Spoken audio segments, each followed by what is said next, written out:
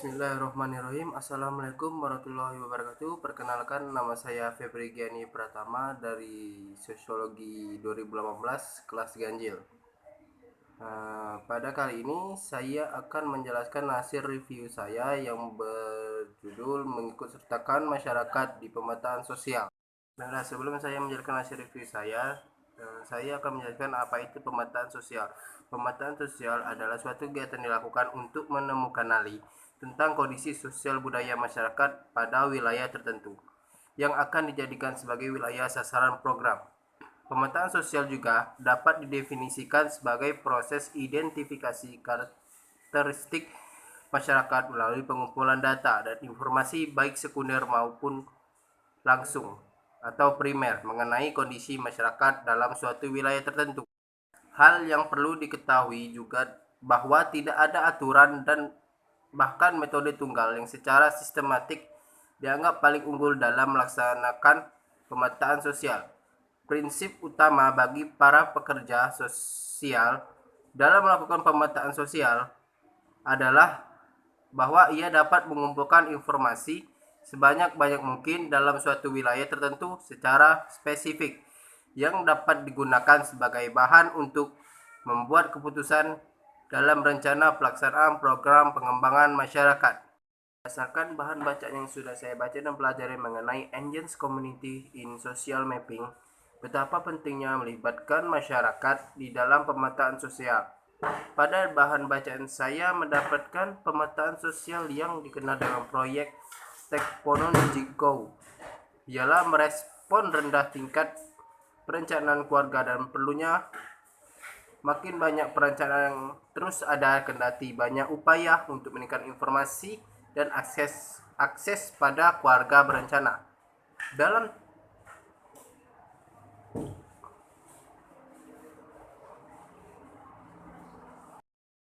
kegiatan ini berusaha untuk mengatasi konsep kebutuhan di antara wanita yang ingin membatasi ruang kelahiran mereka yang tidak menggunakan KB, dengan mengatasi norma sosial dan hambatan-hambatan yang mempengaruhi penggunaan sesuatu walaupun tidak lazim.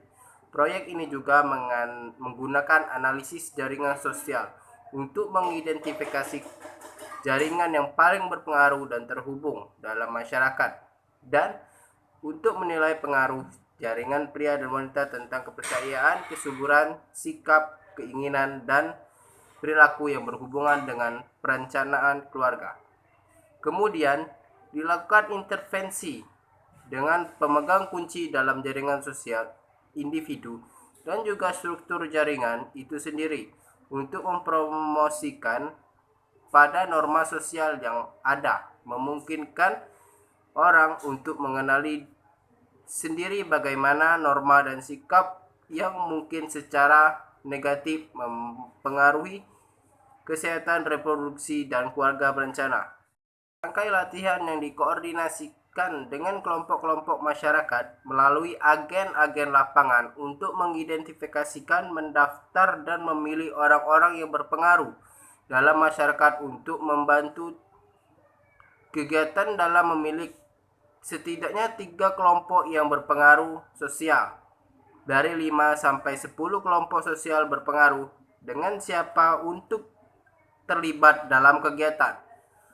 Pemetaan sosial masyarakat yang dilakukan setiap desa harus mengadakan pertemuan dengan tokoh masyarakat untuk memperkenalkan kegiatan dan latihan.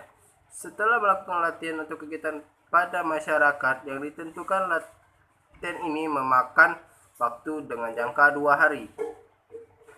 Lalu kita bisa memahami masyarakat, dinamika sosial, dan organisasi sosial yang berpengaruh pada pemetaan sosial. Pemilihan kelompok yang berpengaruh dengan siapa untuk terlibat dalam kegiatan dibagi menjadi 5 bagian, yaitu bagian 1, pemilihan kelompok dengan siapa kegiatan ini terlibat. Maksudnya ialah memilih kelompok-kelompok yang bisa terlibat pada kegiatan yang kita ajukan. Dalam pemilihan kelompok ini mempunyai kriteria, yaitu 1, mengidentifikasikan kelompok yang berpengaruh. Maksudnya ialah kita memisahkan kelompok yang paling berpengaruh di antara kelompok yang lain. 2. Mengidentifikasikan kelompok yang sering bertemu atau mengadakan pertemuan. Maksudnya mencari kelompok yang paling sering bertemu di antara kelompok lain dan memilih orang-orang dengan sebagian besar. 3. Membuat pilihan terakhir, yaitu memilih kelompok-kelompok yang usia paling dituakan. Bagian 2. Mengadakan rapat kelompok dan kelompok anggota untuk mencari keterlibatan mereka dalam kegiatan. Langkah-langkahnya ada 5, yaitu introduksi, yaitu menghubungi ketua kelompok untuk menjelaskan proyek dari tujuan kegiatan yang akan dilakukan serta mengatur waktu pertemuan. 2. Diskusi dengan anggota kelompok. Mengadakan diskusi dengan menjelaskan tujuan, harapan, serta menjelaskan kegiatan apa saja yang akan dilakukan. 3. Menentukan hubungan lain kelompok. Membuat diagram Venn untuk membangun hubungan antara kelompok-kelompok dengan siapa mereka memiliki hubungan. 4. Gunakan keterampilan dan observasi.